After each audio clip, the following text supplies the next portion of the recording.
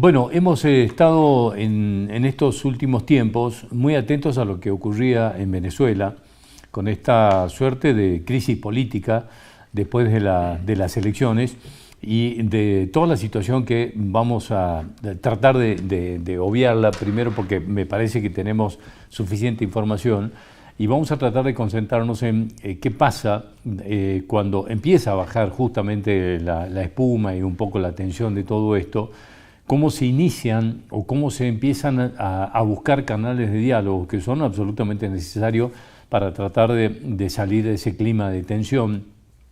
Y para eso lo hemos invitado al doctor Francisco Díez, que es un especialista en el tema de mediaciones, ha trabajado muchísimo en mediaciones internacionales, ha estado con nosotros hace poco tiempo aquí.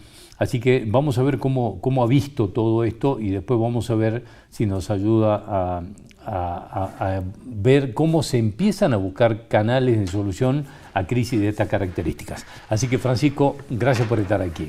No, al contrario, encantado, un placer compartir con vos y con tu audiencia. Bueno, Francisco, he pensado muchas veces en vos en este tiempo de cómo estabas leyendo y qué estabas viendo de todo esto que ha ocurrido en Venezuela. Bueno, mira, la verdad es que es una crisis embromada, con posibilidad de que se ponga peor en términos humanitarios, ¿no? Se ha ido, con el correr de los días, como vos decías, se ha ido aclarando que el régimen está cada vez más aislado, el régimen de Maduro está cada vez más aislado, porque inclusive los tres países que mantienen canales de comunicación con el gobierno de Maduro, que son Brasil, Colombia y México, que todo el mundo se fue acomodando a ver a estos tres países, a esta troika, como el canal para poder llevar adelante algún tipo de negociación, ¿no? Progresivamente los que tenían alguna posición un poco más tibia, incluyendo estos países, Colombia y Brasil en especial, dijeron hay que mostrar las actas y para que los resultados sean legítimos tienen que tener la validación mesa por mesa. Eso no pasó y ya después de 2 semanas de la elección, ya aunque muestren unas actas, nadie lo va a creer, porque se podrían haber manipulado, es difícil, pero se podrían haber manipulado, y no las van a mostrar, porque por eso se fue al Tribunal Supremo de Justicia, a la sala electoral del Tribunal Supremo de Justicia, para que sea esa sala la que valide el proceso electoral.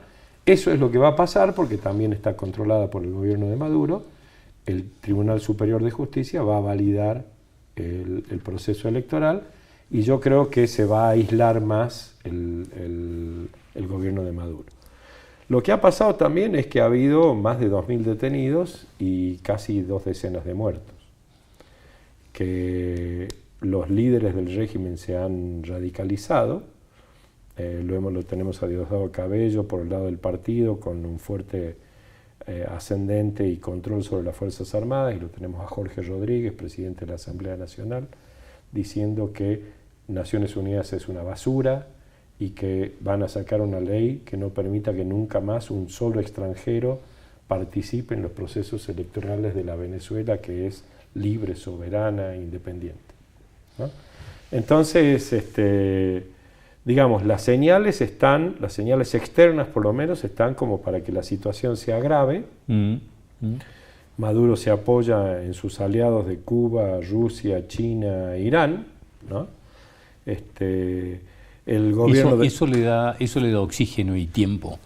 Bueno, es como él ha soportado el bloqueo, ¿no?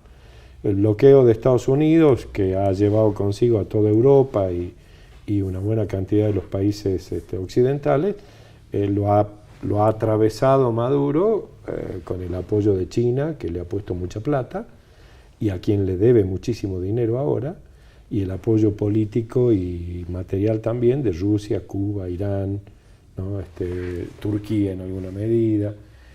Entonces, la verdad es que los caminos están cada vez más claros. O hay alguna negociación viabilizada por Lula y Petro, porque López Obrador se lavó un poco las manos y dijo, vamos a ver qué dice el Tribunal Supremo de Justicia, ¿no? Lula y Petro fueron más firmes, o de lo contrario, el régimen se va a aislar, se va a apoyar en sus aliados más extremistas, Estados Unidos y la región se pondrá más dura, habrá más desconocimiento internacional del gobierno de Maduro y habrá que ver cómo sigue la cosa. Yo he hablado con amigos adentro de Venezuela y hay mucho miedo, te digo. Tu experiencia en el Centro Carter, que tuvo, digamos, una actuación importante en este caso, digamos, en la fiscalización, o por lo menos en el intento de fiscalizar esta elección, ¿te ha tocado actuar en casos más o menos parecidos? ¿Y qué pasa en estos casos con el rol del Centro Carter? Mira, yo me reía porque lo escuchaba a Jorge Rodríguez hablar de la observación internacional y me acordaba que en el 2004, cuando fue el referéndum revocatorio, Chávez ganó la elección, el Centro Carter y la OEA dijeron que la elección había sido correcta y que Chávez había ganado bien, y la oposición dijo que había habido un fraude monumental. Jorge Rodríguez era vocal del Tribunal Electoral y decía: el Centro Carter nos avala, la OEA nos avala, acá tenemos la legitimación del Centro Carter, ¿no? Y hoy en día, que el dictamen del Centro Carter como observador internacional es contrario a sus propios intereses, dijo: son una basura. Bueno, así suele pasar, digamos. Yo hablé con la directora del Centro Carter el día de la elección y al día siguiente, mantenemos una buena relación personal, y me dijo: a las 5 de la mañana nos vamos de Venezuela porque corremos peligro. Toda la delegación salió a los 2 días de la elección, cuando se vio que el CNE no iba a mostrar las actas y que el Centro Carter tenía que salir con un informe objetivo diciendo: bueno, esta elección carece de absoluta transparencia y legitimidad. Si no se muestran las actas que apoyan lo que salió a decir el presidente del CNE. Además en el informe identificó toda una serie de aspectos del proceso electoral que lo hacían un proceso muy antidemocrático, digamos, ¿no? Muy poco creíble. El tema de los resultados es lo que termina de destrozar la legitimidad del proceso. Bueno, en este caso, ¿hay cómo encontrar canales de diálogo? ¿Qué dice tu experiencia en estos casos? Y una pregunta en esto. Sí. ¿Y todos estos rumores de posibles negociaciones subterráneas, para decirlo de alguna manera, que Estados Unidos intenta una amnistía y para que abandone Maduro y su gente del poder sin que tengan mayores consecuencias? ¿Estas cosas existen? ¿Son solo rumores que...? No, sin duda existen. Desde hace tiempo, desde que fracasó la política de Trump, del gobierno paralelo con Guaidó y todo eso, que eso fracasó, en Estados Unidos hay bastante conciencia, y en el mundo en general, de que la única manera de que Maduro y su gente que gobierna hoy se animen a dejar el poder es con un acuerdo que les dé cierta inmunidad, porque no van a dejar su silla de presidente para irse a la cárcel, ¿no? Y eso es lo que les va a pasar si no hay ningún acuerdo. Ellos ya lo saben. Entonces, sin duda hubo conversaciones en ese sentido antes. Es muy probable que haya algunos canales subterráneos ahora de conversaciones.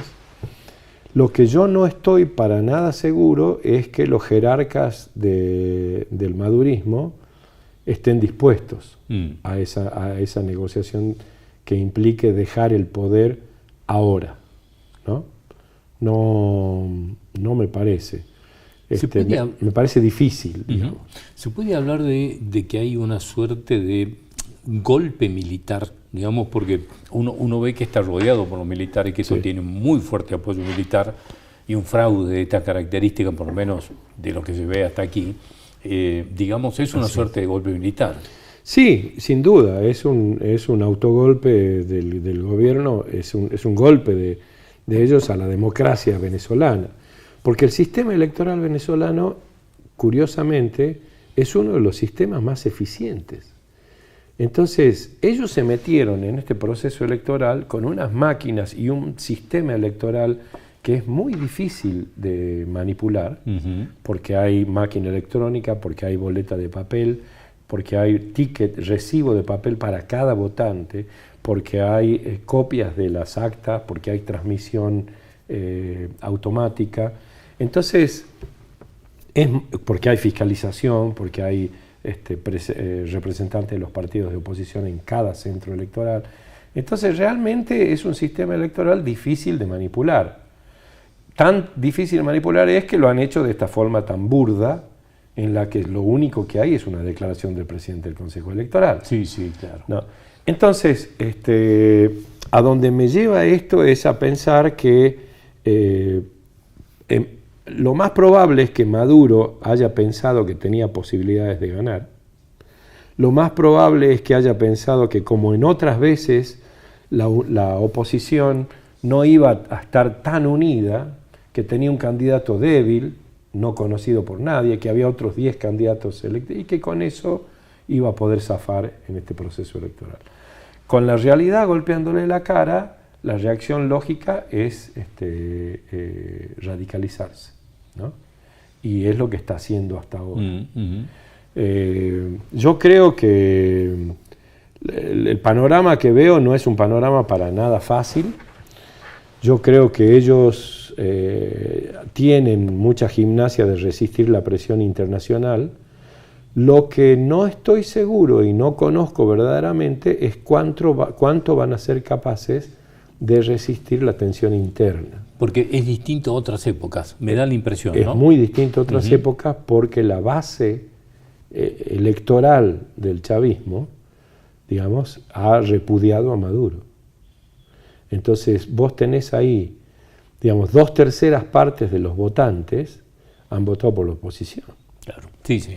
Y en esas 2/3 partes de los votantes que han votado por la oposición hay cuando menos un 20% que ha votado en contra de Maduro, siendo parte de las huestes tradicionales chavistas, ¿no? Mira, hay un estudio que hace una académica de la Universidad de Pensilvania sobre cómo caen las dictaduras, ¿no? Dice, bueno, desde 1990 a 2012 cayeron, no me acuerdo la cifra exacta, pero algo así como 474 dictaduras.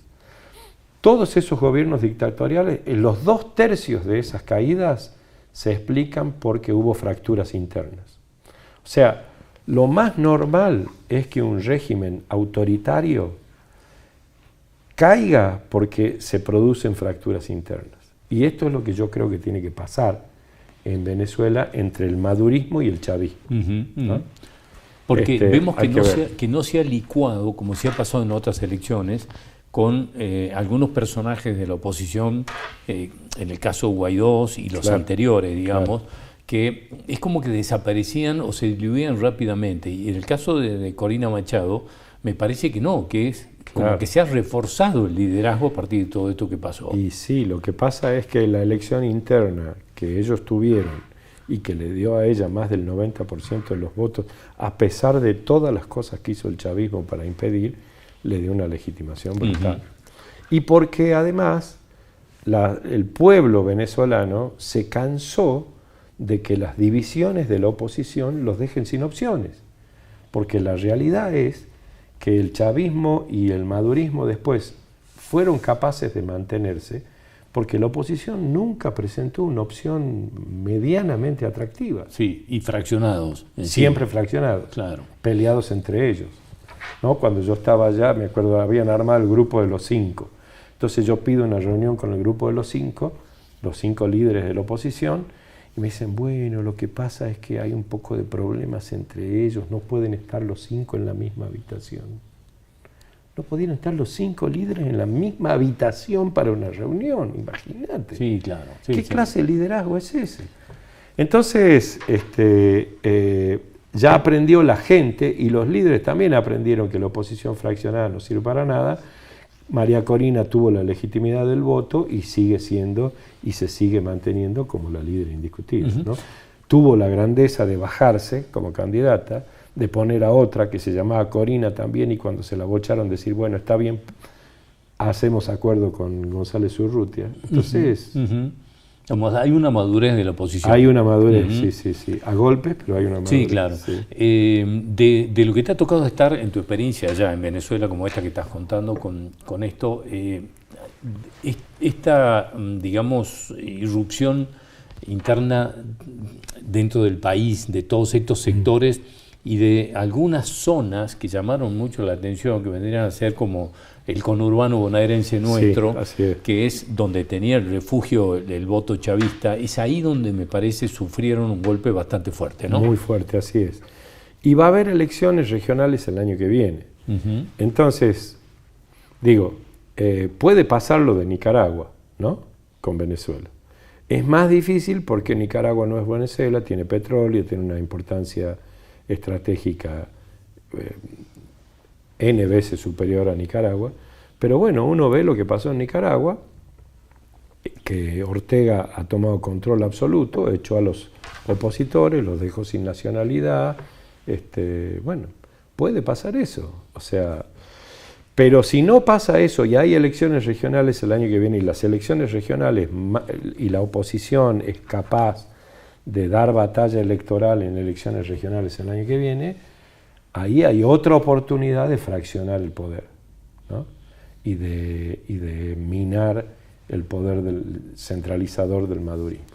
Y después lo que pasa dentro de las Fuerzas Armadas, porque lo que me decían es la cúpula de las Fuerzas Armadas que controla por la estructura jerárquica, controla la totalidad de la fuerza policial y militar, está con Maduro. Pero por abajo, la gente, los policías y los soldados y los de rango inferior son gente del pueblo, no reciben los beneficios de la corrupción policial y militar.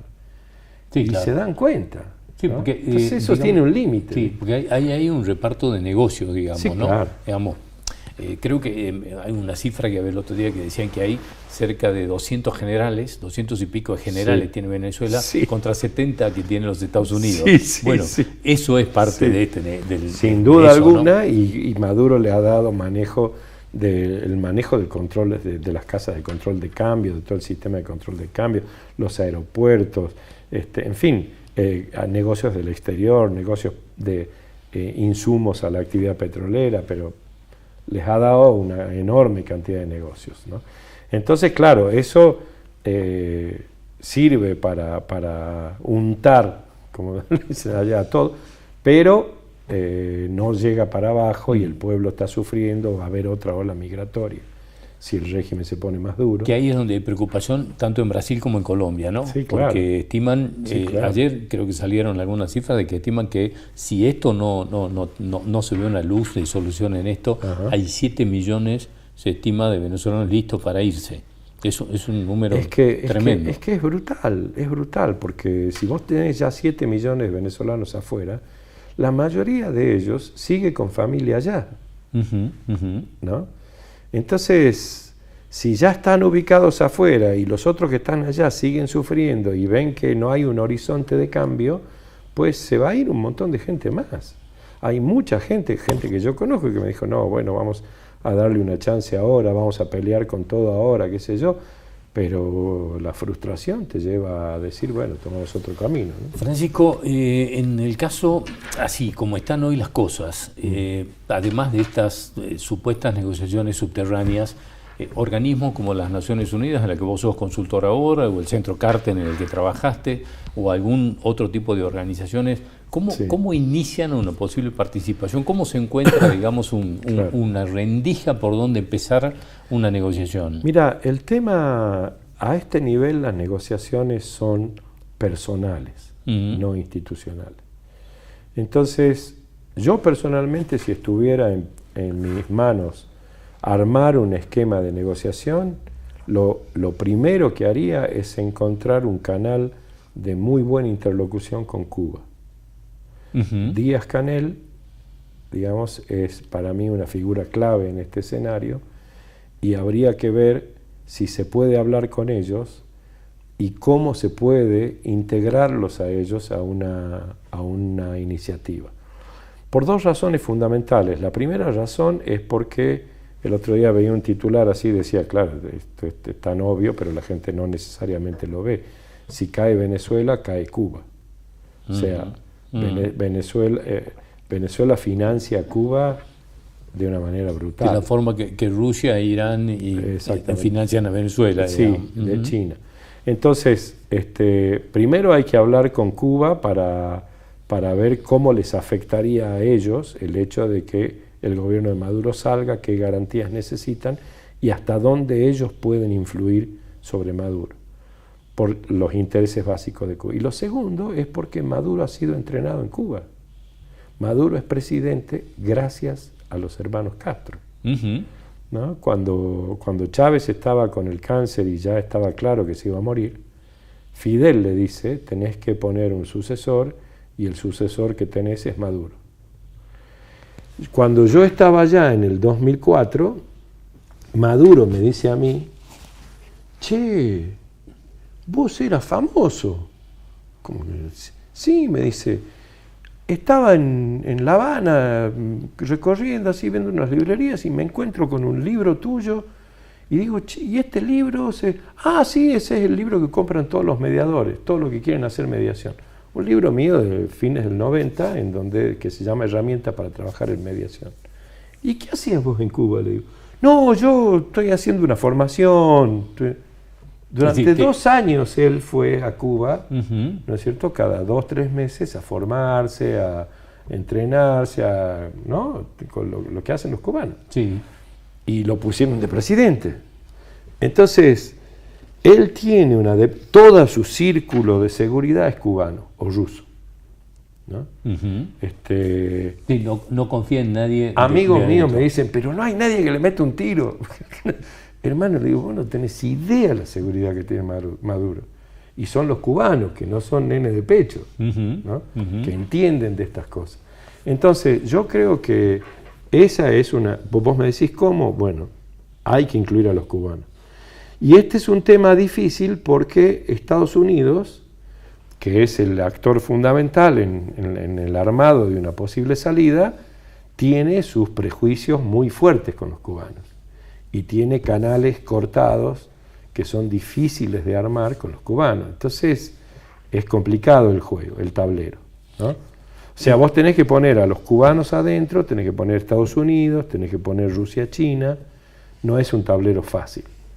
Pero es personal, ¿eh? Sí, que lograste conocerlo, digamos, este que vemos de tantas excentricidades, para decirlo de alguna manera, sí. ¿Esas excentricidades es el montaje de un personaje o ese es él?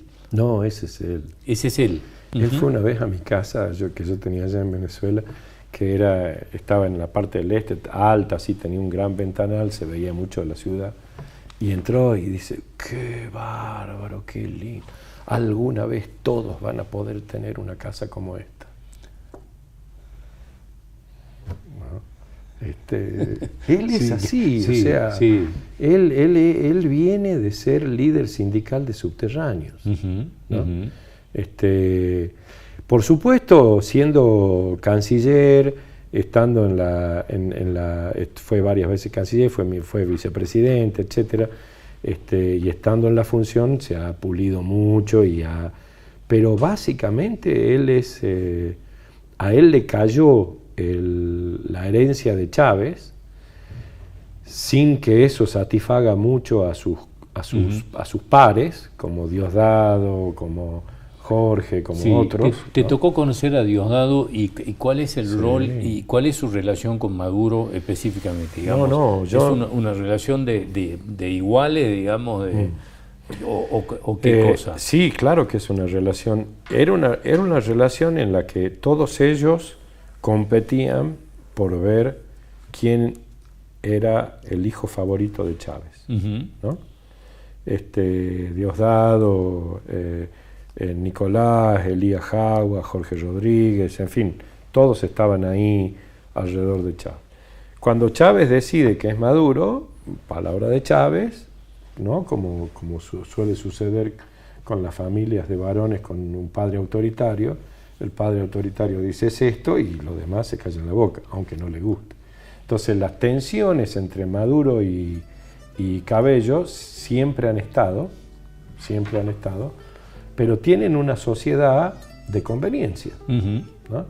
en donde está claro que Diosdado es el organizador por excelencia. Él maneja el partido, maneja la estructura partidaria, y ya desde la época en que yo estaba allá, él tenía su libretita con todos los jefes de todas las guarniciones militares, ¿no? Él es militar, viene de la época de que Chávez era instructor de ellos, y sus colegas son básicamente los que han tomado control de toda la fuerza militar y policial.